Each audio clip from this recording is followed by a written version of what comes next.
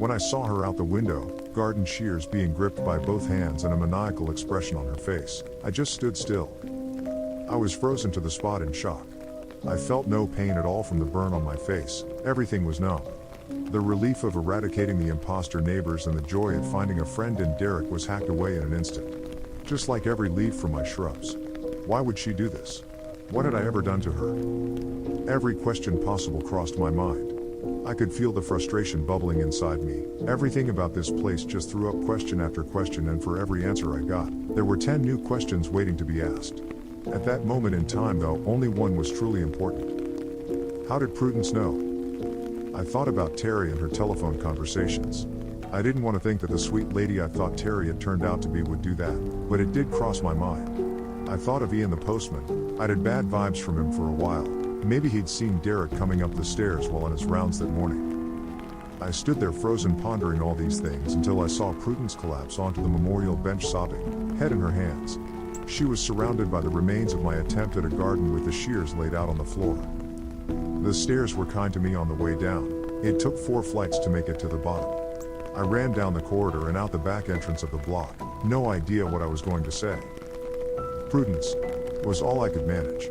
Nice one, cat. She sat bolt upright before turning and standing quicker than I thought it possible for an old lady. You evil, stupid little girl. Do you have any idea what you've done? She screamed, so much animation in her face that the spaces between her wrinkles pulsated like veins on an angry weightlifter. Me? You think I'm evil? You left that shitty note hidden, missing everything I need to know, and got my boyfriend killed. And what you're doing to your own, I screamed, tears beginning to roll, before she interrupted me. Don't you dare talk about her. Her voice cracked and she broke down again, this time falling to her knees, twigs and leaves sticking to the bottom of her dress. I didn't know what else to do. So I sat down on the floor.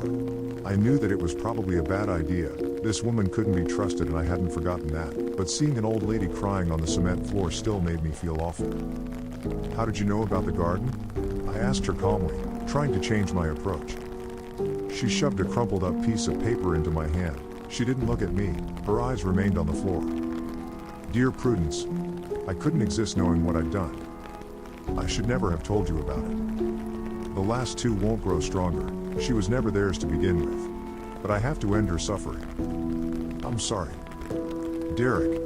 I knew what he had done as soon as I finished the note. Lila, or what was left of her, was gone for good. Of all the creatures, only Jamie's killers from the lift remained. That's how Derek had spent the few hours I'd slept between our encounters. This is all your fault. She sniffed. My whole family are gone because of you. That hurt a lot.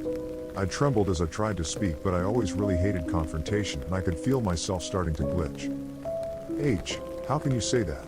I saw her and she was trapped in a tiny cage eating dog food and small animals. Your family died in that lift. Just like my Jamie. I may have struggled to get my words out, but I wasn't about to let Prudence Hemmings blame me for her decisions. Lila was better off dead than what she was, however awful that may sound. What happened to your face? Prudence growled at me. Take you to visit floor number 9? He did this to her in the first place, not me. And now he's disfigured you. She was spinning things. I could feel throbbing as she mentioned my face. I really should have had medical attention. This isn't his fault. You messed him up and he did that to her because of you. You told me that yourself. I tried ferociously to defend Derek, but something inside me still felt uncomfortable about what he had done. I couldn't help it. Lila was an innocent little girl who shouldn't have been punished for Prue's mistakes. This whole thing was such a mess. I was grieving. And then I had her back for all those years. And then I lost Bernie. And then my home, and now I have to grieve for her all over again. Prudence continued to cry, but softer. I looked around at the chaos she created and up at the block my boyfriend had died in and rolled my eyes in disbelief that she could be so selfish. She continued. Let me tell you about Lila. She was a beautiful little girl. As I mentioned before, I have 2 other older children. They've had many other grandchildren. However, I hadn't spoken to my eldest 2 in years even before what happened with Lila. Lila was my first opportunity to get to know one of my grandchildren. Bernie adored her too, always reading her stories and sneaking her sweets. I begged my son to allow her to stay. My children were all incredibly ungrateful. They had it easy growing up and still resented me. I gave them a good, strict upbringing, but they didn't appreciate it. They said I was a cruel mother. Lila's dad was the only one I spoke to, but our relationship still wasn't that of a typical loving mother and son. But she was a second chance. It was a miracle when he agreed. I was more shocked he had convinced his wife to allow it. That awful harlot of a woman never liked me, although I didn't like her either. They refused to speak to me after everything. I haven't heard from them since. They had more grandchildren I'll never meet. I knew at the time my relationships with any of my children were over for good. So when Derek gave me a solution, I took it. I wasn't entirely truthful when we first spoke. I said I hadn't wanted this, but I was desperate. There was never a way to bring her back safely. Derek explained what she would become to me. He was initially trying to put me off even trying to get her back. I knew exactly what I was getting myself into. But I couldn't pass up the idea of my beautiful little Lila needing her grandma forever. I suppose I was too ashamed to admit it before. But why should I be ashamed? My altercation with Derek happened after she was back, when he tried to kill her the first time.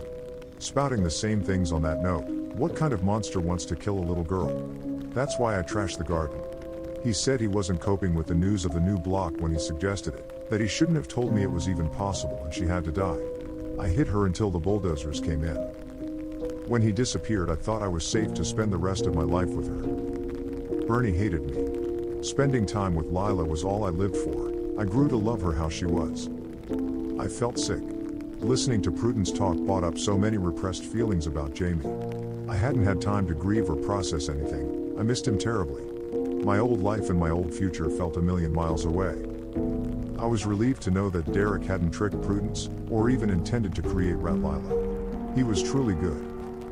But she didn't get to have a life. You lived for her, but she wasn't really living. How could a sane person do that to their own flesh and blood? I retorted. You have no idea. This place can make you do irrational things. But she had a life. She had me. It's all she needed. She was certainly right about the building and irrational actions. The pain intensifying on my face throbbed in agreement. But I was still convinced she had lost it Dr. Frankenstein style where Rat Lila was concerned. She had stopped crying. Her rage levels were rising again. I tried to tell her that it wasn't really the child she'd known, but she seemed to have grown an entirely new attachment to the creature that replaced what she lost. Every rational argument I gave was met with increasing levels of screaming. She got less coherent as she went on. The argument was going nowhere. We went back and forth for what felt like forever. After a while she started to get closer to me. We had both stood up by this point, and despite her haggard and frail appearance, Prudence was truly frightening. She looked unhinged. Her words were no longer going in. I was overwhelmed and had too many thoughts rushing through my mind to process her ranting. I took a few steps back, clearing a small distance between us. By this point, out of the corner of my eye, I could see neighbors in windows of the block, watching the altercation outside. Prue's screaming had brought a lot of attention. It was bright and I couldn't see well, but I turned to scan the windows and did recognize Eddie and Ellie watching from their bedroom, trying to wave at me. They frantically waved and pointed. I tried waving back and gesturing to them, but they kept pointing at me. Why were they pointing? Then I heard it, the garden shears scraping against the ground as Prudence picked them up and charged towards me. You ignorant little bitch. You aren't even listening. You don't deserve my home. You killed her. The twins had been telling me to turn around. I shouldn't have taken my eyes off her. Luckily, unlike my earlier shock when I had first seen her, I didn't freeze. My fight or flight instincts kicked in and I ran faster than I ever have before. I burst back into the building and heard neighbors on the bottom floor lock their doors in a symphony of bolts clicking. I couldn't blame them. Prudence wasn't far behind me and I wouldn't want to take her on in her current state if given a choice. But it didn't stop me pounding on their doors begging someone to call the police, although something told me that in this building that wasn't going to happen. I ran up the stairs, still being followed by her. By the second floor most were still locked, but a few had come out of their homes, armed with a variety of heavy objects. Even in a crisis, I couldn't fault the community spirit here. I ran another flight of stairs that became two but still lead me to floor 3 and then to the back of the corridor. I pounded on Terry's door. My heart was racing, but when I turned, Prue was nowhere to be seen. I was hoping the people who came out on floor 2 had stopped her, but something was odd. I hadn't heard any commotion. This wasn't the end of it. Eddie and Ellie hugged me tight as Terry let me in and bolted the door shut quickly behind me. I told her about what had happened. She couldn't believe what Prue had done. It turned out no one knew about Lila. I was edgy for the first hour. But Prue had disappeared. Terry helped to clean up my burn and put some cold compress on it. She offered to take me to the hospital, but I couldn't. I was too shaken up from what had just happened. I couldn't face trying to explain how I'd sustained my injuries, and I still hadn't reported Jamie missing. He still hadn't had any messages from his family, and work had given up calling, but his friends had started. They were harassing me non-stop, but I had been too distracted to come up with a decent lie. It had been a week since I moved in, and it wouldn't be long until people realized something was seriously wrong. My conversations with my family had been short, with me insisting they didn't visit until we were unpacked and set up. On top of a murderous old lady and an untold amount of abnormal issues, the real-world problems were starting to creep up on me. I sat with Terry for hours, drinking tea and chatting to her. It started to get dark, and Eddie and Ellie came into the living room after playing in their room for a while. The voids replaced the big, brown puppy dog eyes again, and their claws looked especially sharp, but to me they were still adorable. Their transformation prompted me to head back to my flat. It was late. I needed to work out what to do next and how to dig myself out of this giant hole. I couldn't just keep planting gardens. I needed to do this myself. I wandered up the stairs. They went on for a while, but nothing too horrific. I passed the man on floor 5, nodding politely and continuing my ascent. I wondered if he'd received the letter of concern yet. He was a little unsettling. When I got to my floor, Mr. Prentice was making his animal noises again. I smiled, which hurt my face. After all the madness, I was starting to find the seemingly benign horrors of this building oddly comforting. I reached my flat and turned the key in the door before bolting myself in like Terry had. I could feel something wasn't right the moment I entered. The flat was in chaos, which was nothing new because we had only moved in a week ago and I had been too preoccupied to unpack. But things were out of place. The organized chaos wasn't how I'd left it. Then she strolled out of my kitchen. Prudence Hemmings. She was carrying a large carving knife in her left hand this time. She had prepared for her attack. She smiled at me and lifted her right hand, jingling a set of keys that she had entered with. I turned to unbolt the door, but she grabbed me from behind before I could turn the handle to open it and held the knife to my throat. "I will kill you for what you've done," she whispered into my ear. Without a second thought, I leaned forward just a tad and swung my head back as hard as I could. I couldn't believe that it worked, but I must have broken her nose. Prudence dropped the knife and clutched her face, blood streaming between her fingers. I went to grab the knife, but she was closer and doing the same thing. I had no other option but to run again. I grabbed the door handle and turned it to exit the flat as she tried to stab me. I was mostly out the door, but her arm was close enough to reach my side, and I felt the knife pierce the side of my torso. I was in searing pain, but I didn't stop running. As I stepped outside my flat, I could still hear Mr. Prentice's noises flooding the entire hallway. It gave me an idea. I ran towards his door, Prudence stabbing at me frantically with blood gushing from her nose. A few got me as I stopped outside flat 48. The pain was awful and I could feel myself starting to drift out of consciousness. I was losing a lot of blood. I would give my last breath to end Prue. So running on nothing but adrenaline, I knocked hard on flat 48, and shouted, "Mr. Prentice, can you help me?" It was a shot in the dark. I didn't know what would happen, but I had to try something. She had stopped stabbing at me. She was enjoying watching me bleed out slowly from the wound she had already inflicted. I was incredibly weak, and I lost consciousness not long after that, but before I did, I heard heavy clunking from the inside of flat 48, chain locks being released and bolts being undone. I watched with blurry vision as a large creature, that I can only describe as a cross between a bull and a wolf, charged out of the flat and trampled the old witch to death. I heard her bones crunch just as slipped away. I woke up in the hospital a day later. My parents were there, as were the police. Apparently I had been found just outside the tower block with my handbag missing, by a neighbor who had been watching from a window as it happened. The police told me that the person had seen the mugging out of their window. They had seen two men approach me and Jamie, splash something in my face, attack us, and when he tried to fight back, they bundled my boyfriend into a car, which the police had been searching for to no avail. He was officially missing. I was baffled, but grateful that Jamie's disappearance wouldn't be blamed on me. I went along with it and made out that he had ghosted work to enjoy our first week living together. I had been stabbed 4 times, but thankfully in all the right places, if there is such a thing as the right place to be stabbed. I lost a lot of blood, but I was going to be fine. They were all shallow. They assumed my burns were chemical and happened during the mugging too. The police promised to keep us updated, but they still can't find the car. They never will. I wish the story the police had been told were true. It left some hope for Jamie. My parents weren't keen on me returning to the flat after what happened. They said the area was too rough, and that I was living proof it wasn't safe. They offered to collect my stuff for me. I insisted though, told them that I wanted to see how I felt and they couldn't force me not to. I was released from the hospital 2 days after I woke up in there.